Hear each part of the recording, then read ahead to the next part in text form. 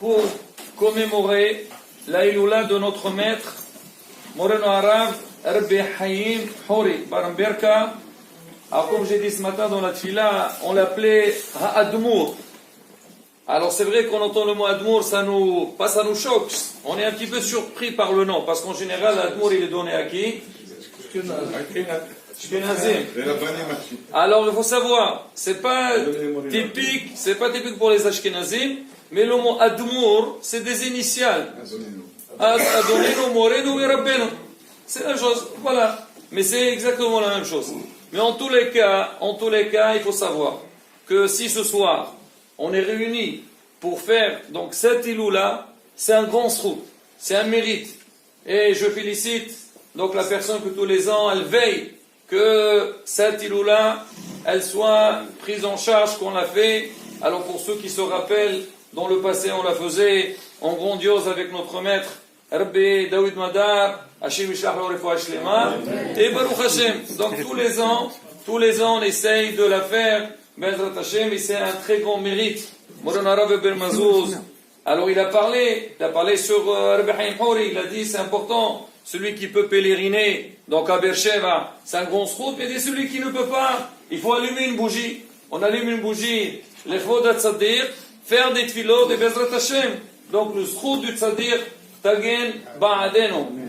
Alors notre maître, déjà nous, c'est vrai que Baruch Hashem, les rabbinim qu'on a connus, donc on a entendu parler, on a eu un petit peu sur eux, ils ont tous des grands niveaux, mais Rabbi Roshiva, Rabbi Mazouz, il a parlé, il a dit sur Rabbi Haïm Hori, il a dit c'est un des grands que donc le judaïsme tunisien il a connu, et on sait que en dehors de tous les sfarim qu'il a écrits, il a laissé énormément de traces sur la communauté juive, surtout la communauté de Gabès.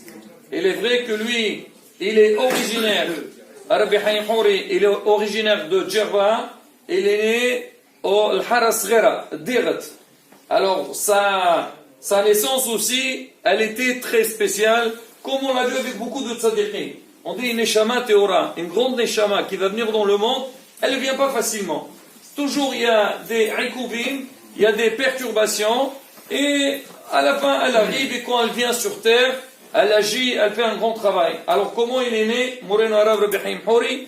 Alors lui, ses parents, ils sont restés longtemps, et ils n'ont pas eu d'enfant. En fait, c'était un fils unique, le seul garçon que ses parents ils avaient, et ils sont restés longtemps. À un moment donné, que le papa, il a vu qu'il ne pouvait pas avoir des enfants, alors il a vu avec sa femme qu'ils doivent divorcer, ils doivent se marier avec une deuxième femme pour pouvoir avoir des enfants.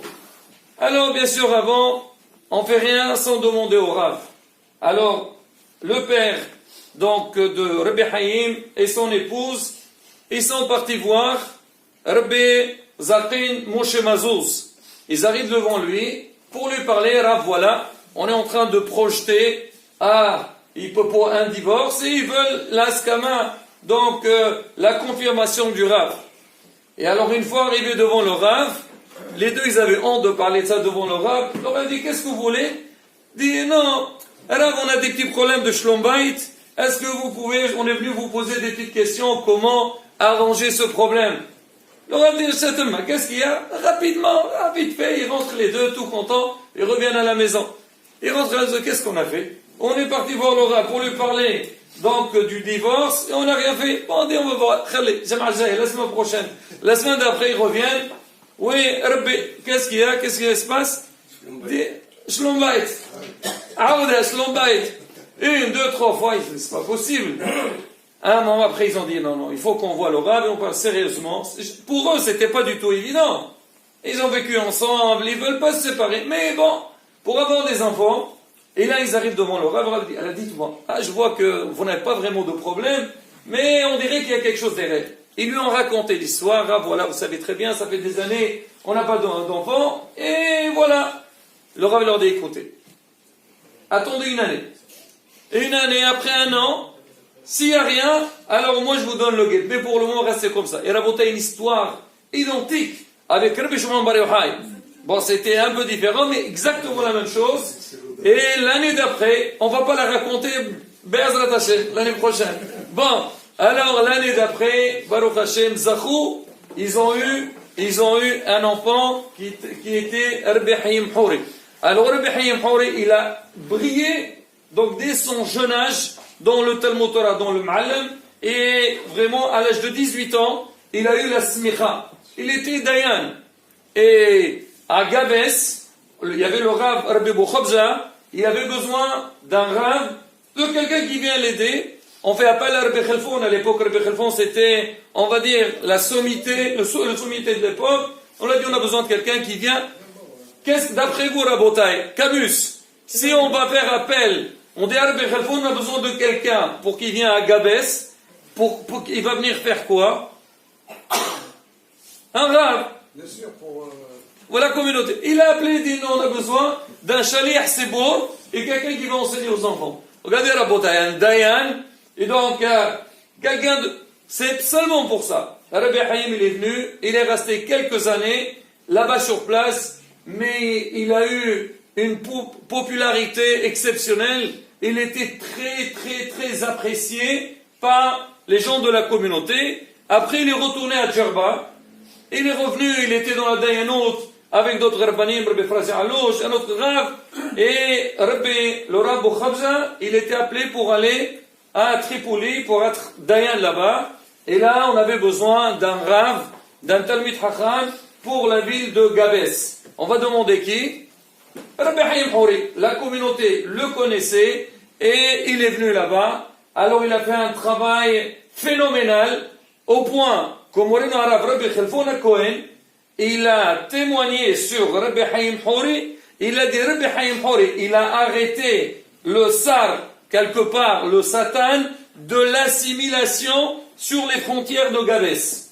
Ça veut dire, malheureusement, on sait un petit peu comment, partout dans le Maghreb, en règle générale, on est Shomer Torah Mitzvot, la Masoret, mais il y a eu beaucoup l'assimilation, que ce soit les étrangers qui sont arrivés, que ce soit par le tourisme, que ce soit par, on va dire, la civilisation un petit peu, oui, occidentale, et à Tunis, c'était un peu plus moderne et ça descendait vers le sud. Et à Gabès, ça a commencé à toucher. Et Rabbi Hayim Houri, il était là-bas sur place, il a su maîtriser la communauté et tout le monde suivait son chemin. Alors on raconte que Rabbi Khalfoun, parce que Rabbi Hayim Houri, il était à Gabès, mais il venait de temps en temps à Djerba. Quand Rabbi Hayim Houri venait à Djerba, Rabbi Khalfoun, il mettait des affiches partout. Rabotai, ce Shabbat, il y a Rabbi Hayim Houri qui va être là, et c'est-à-dire pour assister à ces drachot. C'est-à-dire que c'était quelqu'un, il était connu, et quand il venait faire une dracha, la ville, elle était mobilisée. Tout le monde était là pour écouter ces drachot. C'était un Mapmir Margariot. C'était quelqu'un, Blainara, très fort. Mais, c'était pas seulement au niveau de la parole, mais aussi au niveau de l'action. On va pas parler de ses connaissances dans la Torah. Déjà, comme on a dit, c'était un Dayan, mais aussi c'était un homme, Baal Hesed Gadol.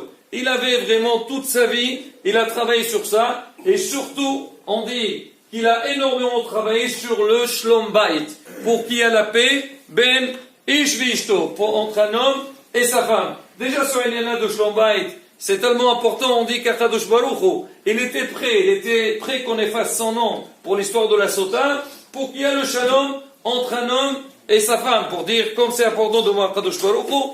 Et Rabbi Hayim, il a énormément travaillé sur ça, pour qu'il y ait le shalom entre un homme et la femme. Pourquoi, d'après vous, Rabotai? Déjà, c'est une grande mitzvah. Mais, hein? Comment? Exactement. Parce que on dit que comme lui, il a eu des échos. Alors nous, oui, il a eu des échos que son père et sa mère. Donc il y avait un problème, on va dire divorce, bon c'était un peu contre eux, mais ils ont dit le terme de Shlom Bayit, et il a énormément travaillé sur ça, il a mis le shalom. Et combien de fois, il y a des gens qui viennent témoigner, ils le disent, Rav, cet enfant il vous appartient, cet enfant il vous appartient, cet enfant il vous appartient. Et ça aussi c'est un témoignage Rabotai, qu'on a entendu aussi sur d'autres rabbanim, beaucoup de rabbanim, on ne va pas citer des noms. Comment? C'est que il y avait des couples, le Halenou il allait divorcer, et le Rav, il a remis la machine en marche, et derrière ça il y a eu des enfants. Ils disent grâce à vous que Baruch Hashem on a été zoché d'avoir des enfants. Maintenant, C'est pas seulement ça, il avait cette force d'influence sur le Qur'an, que ce soit sur le côté spirituel, mais aussi au niveau de la communication.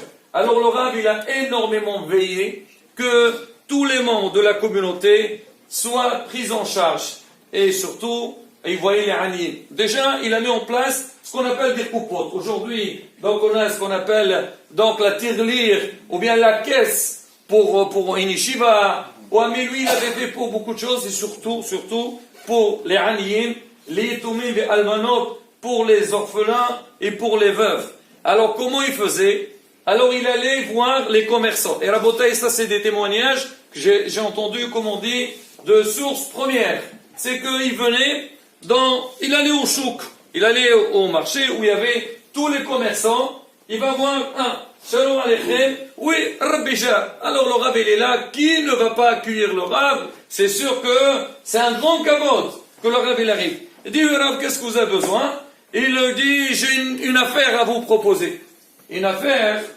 Il dit, mais j'ai besoin d'associés. Associés. Il dit, alors, Rav, c'est quoi l'affaire? Il dit, non. Moi, je vous donne. Vous voulez vous associer avec moi dans cette affaire ou pas? L'autre dit, mais attendez, il faut bien, comment on dit chez nous, il faut voir un petit peu de quoi il s'agit. D'écouter. Moi, j'ai une affaire. Vous faites confiance ou pas? Il dit, bon, alors, vous les associez, commandez, banco, allez-y. Alors, monsieur dit, oui, je m'engage. Alors, il dit, c'est quoi l'affaire? Il dit, écoute, il y a une jeune fille, la pauvre, elle n'a pas les moyens, elle va se marier, et je suis en train de récolter de l'argent pour elle, pour qu'elle puisse entrer sous la choupa, et je cherche des associés. Alors, il commence à rigoler, qu'est-ce que... Allez-y. Plus que ça, la bataille. Regardez sa force. Et des fois, on fait ce qu'on appelle Makbio, Baruch Hashem, Shechem Israël, Am Israël toujours. On voit tout le long de toutes les générations, Am Israël, on demande, ils sont là toujours, ils donnent. Alors lui, quand il a besoin de ramasser de l'argent. Bien sûr, pour un projet important, quand il monte sur la Teva, il commence la bataille, voilà, on va ramasser, en général on fait comme ça. Mais chez Beraudin, on fait avec le doigt, qui veut. Par qui il commence? Par lui-même.